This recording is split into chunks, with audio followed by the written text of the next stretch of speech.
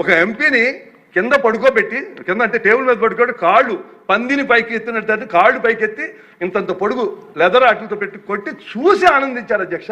ఏంటిది? ఎక్కడికి వెళ్తాం అసలు మనం? ఎందుకు మీకు ఈ వివక్షత? ఈ చర్చల మీద ఎందుకు మీకు ఈ వివక్షత? మేము ప్రార్థన చేసుకోకూడదా? మేము ప్రార్థన చేసుకోవడం అర్హులు కదా? మీరు ఏ ఇంటెన్స్తో మీరు ఆ చర్చలు పాల్గొట్టారు? ఏ ఇంటెన్స్తో మీరు ఆ ఇళ్ళని కూల్చారు?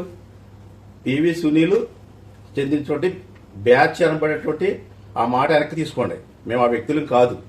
మాకు వ్యాపారాలు ఉన్నాయి, మాకు సంఘాలు ఉన్నాయి, మేము కూడా గౌరవప్రదంగా బతుకుతాం.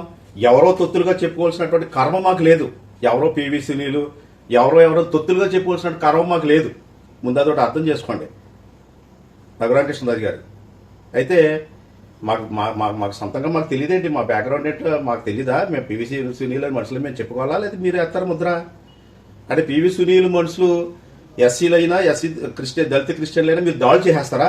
సరే, కాసేపే పివి సునీల్ గారి వర్గం అనుకుందాం మీరు అన్నట్టుగా. అయితే దాడులు చేసేస్తారా మీరు? దళిత క్రిస్టియన్ మీద దాడులు చేసేస్తారా? దళిత క్రిస్టియన్లు వివక్షతకు గురి చేస్తారా? మందిరాలు కూల్చేస్తారా? పివి సునీల్ ఏమన్నా తీవ్రవాదా ఉగ్రవాదా? పివి సునీల్ అన్న ఆయన మీకు ఏమనుంటే చూసుకోండి.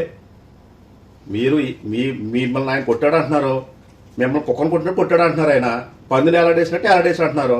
అది మీడియా, నేను అనలేదు. సాక్షాత్తు అసెంబ్లీలోనే. ఒకవేళ అసెంబ్లీలో వ్యాఖ్యలు వెనక్కి తీసుకోకుండా ఉంటే కనుక ఒకసారి మీరు రిపీట్ చేసుకోండి. అది అసెంబ్లీలో వ్యాఖ్యలే నేను ఎత్తుతున్నాను ఇప్పుడు మీకు. అది మీరు చూసుకోండి. జగన్మోహన్ రెడ్డి గారు, పివి సునీల్ గారు, మీరు వ్యక్తిగత ఏమైనా ఉంటే చూసుకోండి. అంతే తప్ప దళిత క్రిస్టియన్ల మీద ఈ వివక్షత చూపించకండి. ఇది మీరు దళితులతో పెట్టుకున్నారు, తప్పది. చాలా శాపం అనిపిస్తారు. భవిష్యత్తులో మీరే మారు మనసు పొంది రక్షణ పొంది మీరే బాప్తిసం తీసుకుని క్రైస్తవ మరియు మీరే బైబిల్ ఇచ్చుకుని ఊరూరు మీరే తిరుగుతారు.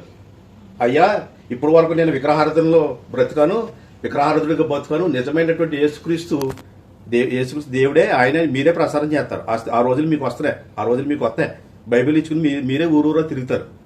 నేను చెప్తున్నాను మీకు, గంటాపదంగా చెప్తున్నాను.